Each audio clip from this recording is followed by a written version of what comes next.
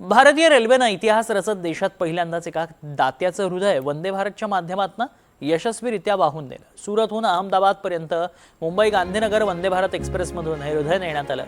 250 किलोमीटरचा प्रवास पूर्ण केल्यानंतर अहमदाबाद रेल्वे स्थानकापासून U N Mehta institute of cardiology and research centre पर्यंत ग्रीन कॉरिडॉर तयार करण्यात आला होता।